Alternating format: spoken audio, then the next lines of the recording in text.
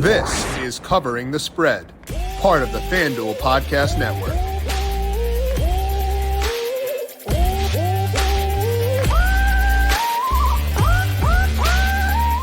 The divisional round matchups in the NFL are now all set after last night. The Dallas Cowboys took down the Tampa Bay Buccaneers. And you look at this slate in the divisional round, it is a fun one from top to bottom. Tremendous quarterback play, some really fun head coaches in this one as well. So we're going to break things down and let you know where my numbers are showing value. Take our first look at the divisional round, break that down, and also talk some PGA. Brandon Gdula getting you set for this week's American Express. Welcome on into Covering the Spread. That's right here on the FanDuel Podcast Network and numberFire.com. My name is Jim Sonis. I am a senior writer and analyst for numberFire.com, here to take a look at the NFL's divisional round breakdown, where my numbers are showing value as of right now.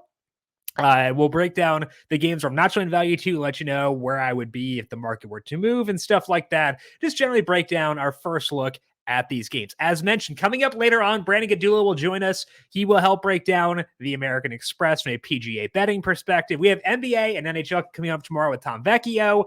Full NFL slate preview coming up on Thursday. We'll break down all 4 games with Ryan Williams. And then also a player prop show coming your way on Friday. Going to be a whole lot of fun. We'll dive into the divisional round here in just 1 second. But first, a reminder to make sure you are subscribed to Covering the Spread wherever you get your podcast. As mentioned, a lot of good stuff coming up this week here on the show.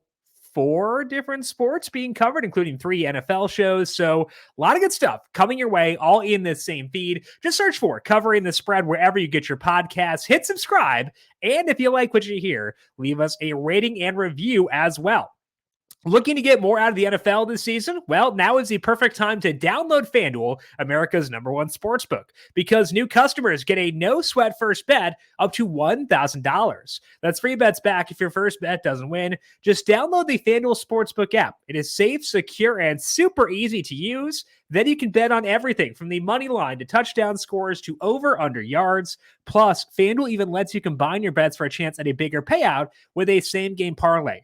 So don't miss the chance to get your no-sweat first bet up to $1,000 in free bets when you join FanDuel, and make every moment more with FanDuel, an official sports betting partner of the NFL. Must be 21 plus and present in select states only. First online real money wager only. Refund issued is non-withdrawable free bets that expire in 14 days. Restrictions apply. See terms at sportsbook.fanduel.com. Gambling problem? Call 1-800-GAMBLER or visit fanduel.com/RG. In Arizona, 1-800-NEXT-STEP or text NEXT STEP to 53342. In Connecticut, 1-888-789-7777 or visit ccpg.org/chat. In Indiana, 1-800-9-WITH-IT. In Kansas, ksgamblinghelp.com. In Kansas, Wyoming, 1-800-522-4700. In Louisiana, 1-877-770-STOP. In Maryland, mdgamblinghelp.org. In New York, 1-877-8-HOPE-NY or text HOPE-NY. In Wyoming, 1-800-522-4700. Or in West Virginia, 1-800-GAMBLER.net. Let's dig in now to the divisional round here, the opening markets over at FanDuel Sportsbook, and let you know where I am seeing value right now. And when I first plugged in my numbers for this round, I was talking about spots where I see value, not a whole lot as of right now. In 3 of the 4 games, I have the spread and the total within a point of the market for both markets, both for the spread and the total. And that's really tough. I typically don't make bets in that department. And honestly, I think it's important to make sure we don't alter our process just to get action this time of year. Yeah, it's if you're playing for entertainment, fine, that's okay. That, as long as you're within your means, that's okay. I don't want to change my process. My process says not a lot of value on the board right now. I'll also talk about those games in a bit because I want to let you know where I'm at. So if the markets do move before we talk again Thursday, you can react properly. But in one game, I got value in 3 separate markets: total, spread, money line, and all 3 are correlated together. And that's the Bengals against the Bills in Orchard Park. I want the Bengals spread scaled up with their money line. And also I want to add under 50.5 as well. The spread, it's at 4.5 at FanDuel. It's 5 other places. I think you can actually have 5.5 at BetMGM right now. So shop around on that. get it as long as you can. The money line is plus 198 at FanDuel Sportsbook right now. That did lengthen this morning as well. And that's about as long as you could get it as of that time. But for both those numbers, look around, see what you can get. I'm showing value with where they were at earlier, so probably means I'm wrong, I guess, typically, but the market moving against me, I think that there is value in the Bengals regardless, because I'm accounting for the Bengals offensive line injuries here. Because in the past few weeks, I've been giving the Bengals a manual bump because they made a scheme change in week 5. And if you look at them from week 5 on, they've been a very efficient offense. Like, outside of the Chiefs, they've been the most efficient offense in football since they changed their scheme. And so I stopped doing that, stopped bumping them up. So it's factoring in weeks 1 through 4 before the offensive line gelled. They were running this kind of weird scheme that teams had figured out. They were very solid offense. Teams had them figured out. So bumping them down from where they were previously. And I think that is accounting for the offensive line injuries. And also, it is a lot of sample where they haven't been fully healthy. So I'm bumping the Bengals down from where I had them before. But my one model, the one that has tested really well so far this year, actually makes the spread 1.81. So the Bills are the better team because I have home field less than 1.81, but not by that much. And I think the important thing here in looking at what that number is telling us is that even after I account for the injuries, the Bengals still show value. And part of the reason I didn't make a huge adjustment down for the Bengals, despite likely not having Jonah Williams for this game, is that they've played without key guys for a lot of that sample. Jamar Chase missed a large chunk in that time. T. Higgins was scheduled to play in games, then got hurt, so he didn't play. And they were still efficient in those games despite those really big injuries. I think that Jamar Chase matters more than Jonah Williams, so I'm okay factoring that in. And they've also got a full week to plan ahead for not having Jonah Williams at left tackle. So it is a downgrade for the Bengals, but I can't downgrade them enough to get them to being loud at the market here. It's also important to focus on the other side of this game. We know that the Bengals have offensive line injuries, but Bills didn't play so great in that Dolphins game, especially on offense. They're a volatile offense. They were chucking it downfield a ton on Sunday, which is very good. I love downfield chucks. Josh Allen was efficient on those pass attempts. So that's a good thing for sure. And the Bills, in the model that likes them more, still has them second in my power rankings behind just the Chiefs. So they're a very good team, but they are volatile. And that's why I think the money line for the Bengals is enticing. It's a more volatile market. You're getting plus 198 there. The implied odds hovering between 34 and 33%, whereas I've got the Bengals win odds above 40%. It's a big, big gap we don't often get in the money line market, especially in a game that will get a lot of attention. So we're betting into a volatile market for a volatile team. So if you wanted to go with just the money line, I'm not going to push back on you. I think that makes a lot of sense. But we are getting a lot of leeway and getting 4.5, 5.5 points in this game. And I think that I'm okay to take that flexibility as well. So I think that what we're doing here is focusing all this energy on the Bengals deficiencies while ignoring the Bills deficiencies. So for me, I'm going to scale this one. I'm going to put, have it effectively be one unit. Put 0.75 on the spread, 0.25 on the money line. Therefore, if they cover, I profit. If they win, I have a bit more upside baked in there. So scaling it a bit, I think that allows me to feel pretty good about my risk assessment of this game. So a bit more on the spread, regardless, but if they happen to win, a bit more upside baked in there. I think both those bets are good individually. If you want to pick and choose, totally fine by me. If you force me to choose, I would go with the money line because, again, the volatility in the Bills is part of the handicap here. So I do like both, but I prefer the money line if you were to force me to choose. The total in the under there is a couple things. The first one is that it's a tight game, at least based on my numbers, and a tight game correlates with a lower total because, fewer points implied between the two teams. The second thing is that there is some potential weather in this game. There are 13-mile-per-hour winds right now in Orchard Park, a 40% chance of snow. I don't care too much about the snow personally, but the market does tend to, which means I'm showing value in the under, and I think the market will probably bet this game lower as things go along. I care about the wind aspect. I actually do care about that, and it's high enough where it actually is an issue and does downgrade the total in this game. The Bengals offense can run the football. The Bills have been better recently, but still not great in that regard. That keeps the clock running.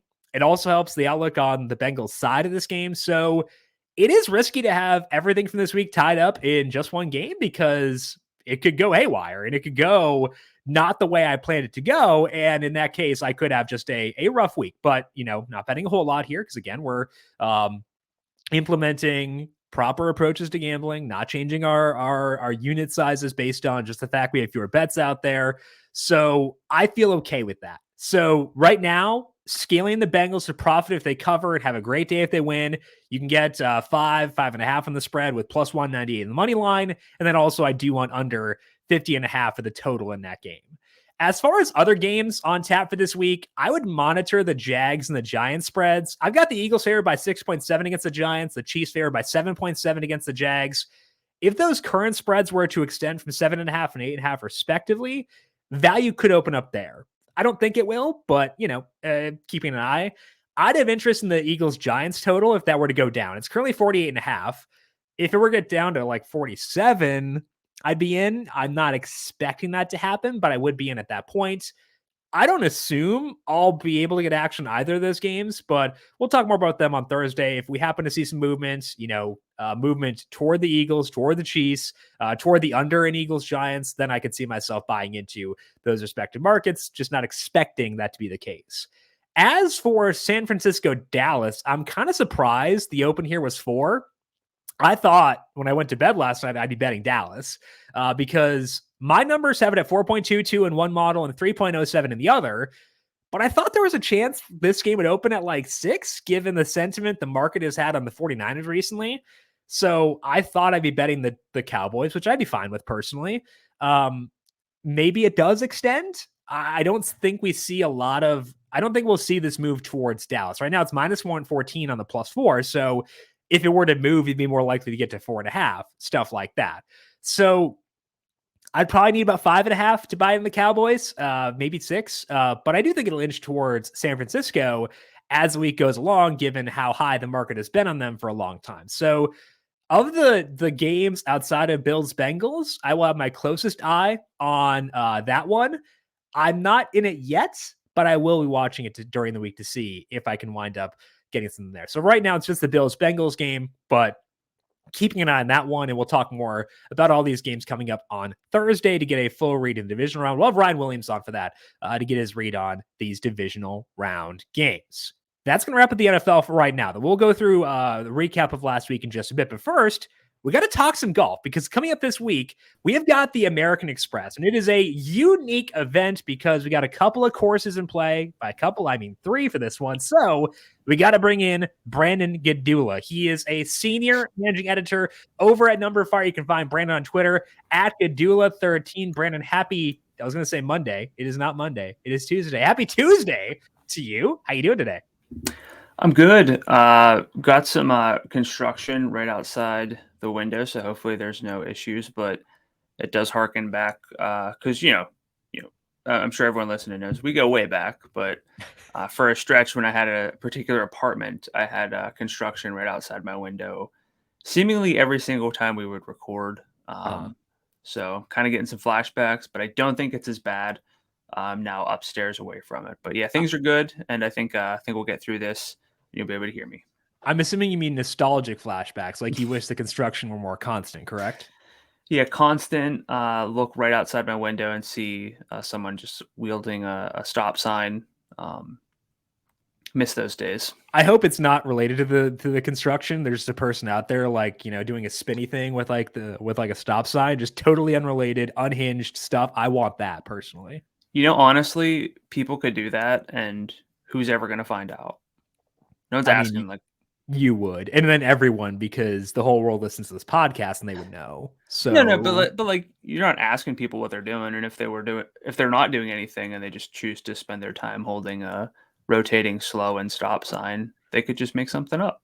If I were to quit, I think that might be my first choice. As far as alternate career paths, I'd at least look into it. Okay, let's talk about the American Express coming up this weekend. As mentioned, it's a 3-course setup, so a bit of a unique event in that regard. So, Brandon, what do we need to know about these courses, about the setup before we take a look at the field for this weekend? Yeah, so the course rotation, I think the key thing is that they're par 72s, and generally when you hear par 72 for the pros, that means birdies and par 5 scoring, and that's basically the case Mhm. for this week. But also, something that can maybe go a little bit overlooked is like, yeah, in a way, there's some variance because there's, you're not playing the same course for 2 days before a cut, but with a 3 course setup, that's a 54-hole cut, which does actually reduce variance. Doesn't always mean that there are chalky winners here, but we do see some big names with some of the best recent performances here. If I look at strokes gained averages over the past 5 years, the leaders for among this field include Patrick Cantlay, John Rahm, Adam Hadwin, Tony Finau, Sungjae Im, Cameron Davis, Scotty Scheffler. Definitely no slouches on that list in terms of overall performance. But yeah, going back to like the scoring, it's the winning scores have been at least 20 under since 2007, 22 under in 5 straight years. 2 years ago, this was just a 2 course rotation, but either way, more or less the same. So if you really would like to dig in, just take that note. But I don't really think it's that relevant for this week to be digging into what happened here exactly 2 years ago. But cut line 7-8 ish under par through 54 holes. So we need scoring.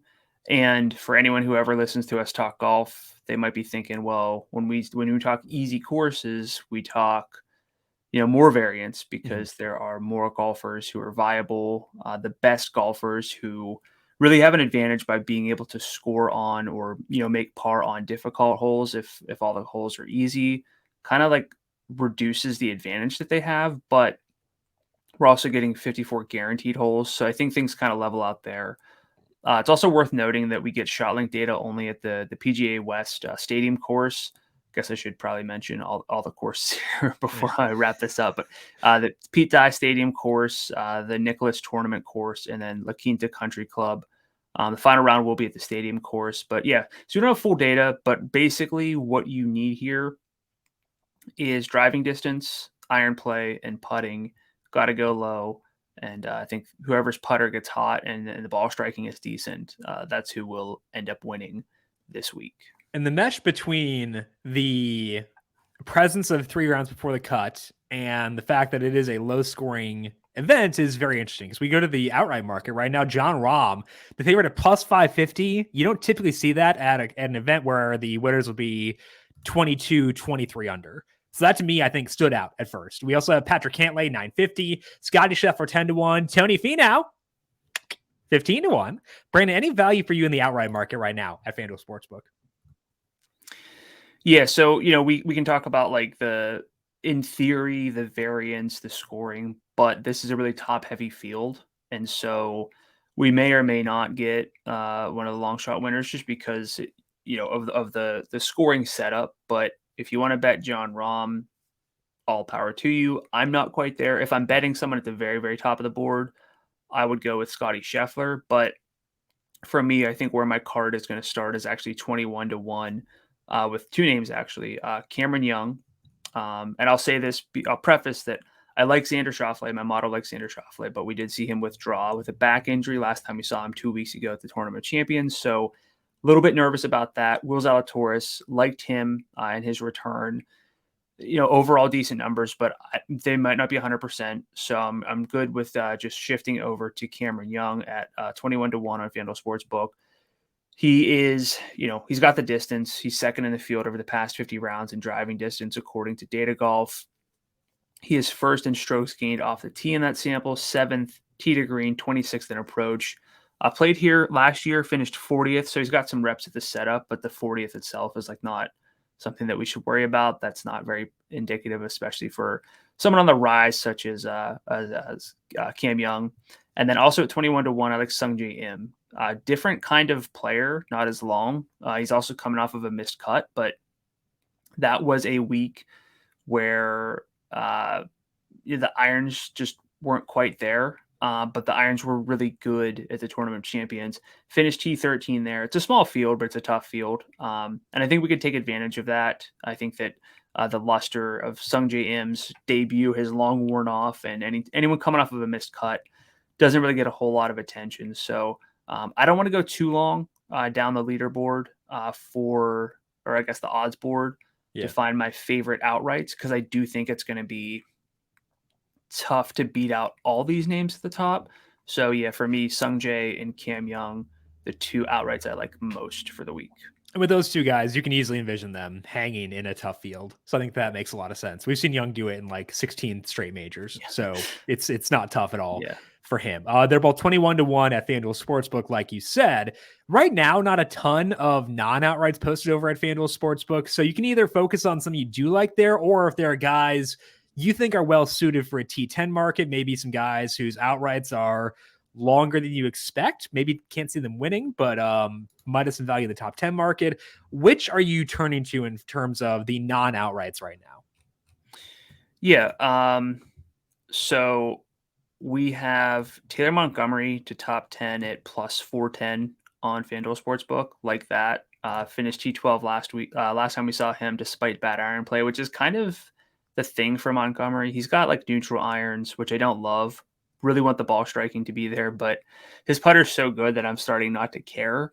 He's been top 15 or better in 7 of 8 PGA Tour starts.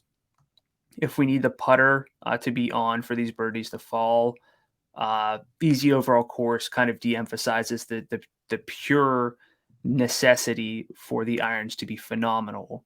I think that Montgomery rates out well. Aaron Wise, the top 10 as well, plus 450. He's a good ball striker. He's been top 25 in 4 of his past 5. The putter's been there lately. Like those numbers for Aaron Wise to top 10. And then a little bit of a longer one, kind of mirrors, kind of blends, I guess I should say, if you want like a longer shot in the outright market. But Taylor Pendrith to top 10, plus 750. Like that, he is 5th in strokes gained off the tee over the past 50 rounds, 12th in overall ball striking. Short game's not really there, specifically like the wedges, but if the putter is even remotely awake, I love that recipe for him to take advantage of the scoring opportunities this week. He's gained strokes off the tee in 15 straight measured events. Pendrith, also a guy who can make some birdies, in large part because he can hammer it off the tee. But if you need to go low, Pendrith can go low. And I think that with the T10, it's good because you don't need him to be an outlier in the putting department. He can be neutral or maybe even a bit negative and still be contending for a top 10. So I find that really interesting for him specifically. You think the T10 is the ideal market to bet him? Yeah, I mean, it's I know we talk about top 10 numbers, but I really find that with golf in particular, the better value comes at not at the top of the board, a top 10, which it probably sounds like those are the most consistent top 10, finishers. And that's the case, but I think the market accounts for that well. And if you look, everyone loves a long shot. I love them. I recommend a lot of them. I bet a lot of them, but sometimes it makes sense to play a little bit safer whenever there's the value there, and I do see it with Pendrith this week. And the 2 T10 bets that hit for you last week, Matt Kuchar and Andrew Putnam, both 5-1. So, not a bad range to live in at all for these markets. That is Brandon Gdula. Check him out on Twitter at Gdula13. We'll be back later on today. We'll be doing the DFS show. That'll be up in the numberFire daily fantasy podcast feed if you want to play some FanDuel golf for this weekend. But Brandon, good luck to you for the American Express, and we'll talk to you once again next week. Sounds good. Best of luck, everyone. Let's hit some winners. All righty. Big thank you once again to Brandon. Check out his full simulations are up over on numberFire.com, breaking down DFS angles and betting angles. You can find that over at numberFire.com if you want some more time to dig into what Brandon's numbers are saying about this week. For now, though, let's close up shop and talk about what happened here last week on the show, the bets recommended. We'll start things off on the golf side of things. So we did just talk with Brandon right now there. For the Sony Open, Brandon's outrights were on Tom Kim, Brian Harmon, Andrew Putnam. The winner was Siwoo Kim. So not in that group. Did hit the Putnam T10, though. He was 5-1. Other top 10 bet was Matt Kuchar, plus 500. Now, the Kuchar one was part of a tie. So depending on the book you bet it at, you might not have gotten the full 5-1. I think BetMGM is the only one that does not account for ties. FanDuel does count for ties, so you would not have gotten the full 5-1 there, but still a good hit regardless on Kuchar 5-1 and Putnam 5-1. Other top 10 bets: Billy Horschel, Brian Harmon, Brendan Todd, Mark Hubbard. None of those hits. Depends on which ones you decide to bet. But good call for Brandon on Kuchar and Putnam. He had the Putnam outright at 55-1. Putnam putted pretty poorly on Thursday and then got red hot Friday through Sunday. If he hadn't been struggling on the greens, that first round might have made a push to the win. I like Putnam a lot too, so a bit sad about that. But either way, good week for Brandon on the Sony Open side of things. On the NFL side, we had Ryan Williams was with me on Thursday for the preview show. Find Ryan on Twitter at RyanAlexander_W. Pretty even week for Ryan. If we start things off with the non-Monday bets, he had the Jags plus 2.5. That was a hit. 49ers minus 9.5 and the Ravens plus 8.5. All those wound up hitting. The misses were the Jags Chargers under 47.5, had the Bills minus 13.5, and the Ravens Bengals under 40.5. So 3-3 in the non-Monday night bets. We had Ryan on last night too to preview Bucks and the Cowboys. In that one, he wanted the Bucks plus 2.5. The Bucks played poorly. I had Bucks plus 3 too. So obviously that did not go well, but Ryan did hit Tony Pollard over 71.5 rushing plus receiving yards. He also had Michael Gallup over 35.5 receiving yards. Gallup had a touchdown there, almost got overturned, but did not. And then the misses for Ryan last night were CeeDee Lamb over 6.5 receptions. And then the touchdown bets, Mike Evans 2-1, almost got that on the long ball after the onside kick. Russell Gage plus 550. Hope he is okay after he was on a board coming off of the field. But Ryan, 2-3 in last night's game, with two of the misses being longer touchdown bets. But pretty even week for Ryan across the board. Check out Ryan on Twitter at RyanAlexander_W. We'll have him back again on Thursday to preview his thoughts on the divisional round. We have Brandon on to talk the prop show last week. Again, find Brandon on Twitter at Gdula13 and find his work over at numberFire.com. Brandon went 5-2 for the week. Pretty good week for him overall. Both misses came in last night's game. Those were a Leonard Fournette over 38.5 rushing yards and the Tony Pollard anytime touch 5. He got stuffed the 2 in one of his runs, then called back for holding. Then he got another run, got, I think, back inside the 10. So he came close. I had that one personally as well. Couldn't quite get that, but he did get, or I guess we got the Pollard 71.5 rushing plus receiving. That was from the Monday show. So Pollard's still profitable for us, despite not scoring for that one. For the anytime touchdown. The hits for Brandon were all on Saturday or Sunday. He had Zay Jones over 50.5 receiving yards. He had that long touchdown. He was around like 74, I think, total. So long touchdown definitely helped, but that's well within Zay Jones's repertoire at this point in time. He had Gabe Davis over 48.5. Davis had like 120 receiving yards. We talked about him potentially being an alt market target as well. I think he was plus money to get over 60 receiving yards. He had 120. So good call by Brandon on Gabe Davis. Travis Etienne, Brandon had him over 78.5 rushing yards. He went for, I think, over 100 in that game. So well over there. Saquon Barkley, anytime touchdown, was minus 120. Saquon scored right away in that game. So easy hit there. And then later hit TJ Hawkinson over 4.5 receptions, minus 122. Hawkinson went well over that one too. We saw the Giants focus almost all their attention on Justin Jefferson. So made a lot of sense to go with Hawkinson there. He had done well in them the first matchup, did well again there. So good calls by Brandon and a good prop show for Brandon on Friday as well. As for me, a 2-1 week, very sweaty on the 2 wins. The 2 wins were the Jags money line. Got bad CLV on this. I had it at 104. It closed at around 118, 116, somewhere in there. And my gosh,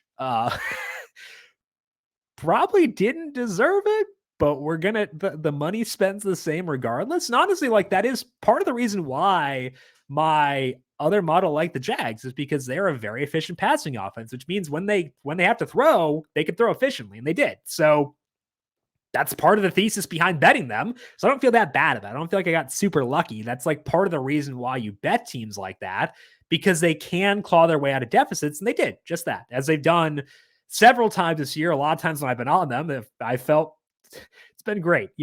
The Jags have been a very good team to me. Not in them yet this week. Maybe we'll add them on later, but it was good. The Jags money line at even at a bad number. Other one I didn't think would be a sweat last night. That was the Bucs Cowboys under 45.5. The live total at one point was down to like 36.5, but they kept converting for touchdowns every single time. So yeah, you could say, oh, you got lucky because Brett Maher couldn't make an extra point, but also like, I kind of got unlucky in the touchdown variance in terms of like scored every time they were in scoring range. So for both Jags, the Jags money line and the Bucs Chargers under, the Bucs Cowboys under, you could say it was lucky, but also like, again, I don't know. There were some things that worked against me too. So I don't feel that bad about it. Money spends the same. I think that they were good analysis on both of them. So I feel good about that. Bucks +3, probably bad analysis. Did get good closing line value on that as it closed at 2.5. As expected, thought the market would be on the Bucks here for the most part, and it did get to 2.5 and it stayed there. Obviously, the Cowboys just turned things up. Good for them. And like, I love watching Dak Prescott when he's on. I think Micah Parsons is phenomenal. So yeah, it was kind of a bummer to lose the Bucks +3, given I got some CLV on that, but I think I'd rather watch the Cowboys next week anyway. So not too bad there. 2-1 week for me, and feeling pretty good about things overall. We'll see if we can correctly diagnose that Bengals-Bills game to run it back once again for the divisional round. That is all that we have here for today, though, on covering the spread. As mentioned, we'll be back once again tomorrow. Tom Vecchio is going to swing by. He's going to talk some NBA, NHL with us. Get overall NHL overview from Tom, since we haven't talked NHL on the show as of yet. And we'll talk some NBA and NHL bets for Wednesday night. We'll be doing that tomorrow. To get that as it is posted, to make sure you get those numbers before they move, make sure you are subscribed to Covering the Spread wherever you get your podcasts. If you like what you hear, leave us a rating and review, and also check us out over on the FanDuel YouTube page. Big thank you to Brandon Gdula for swinging by earlier on to break down his thoughts on the American Express. Find Brandon on Twitter at Gdula13. I am on Twitter at Jim Sannes, JIMSANNES. Want to thank you all for tuning in. Good luck to you with any bets you got going for tonight. We'll talk to you once again tomorrow to break down some basketball and some hockey. This has been Covering the Spread right here on the FanDuel Podcast Network.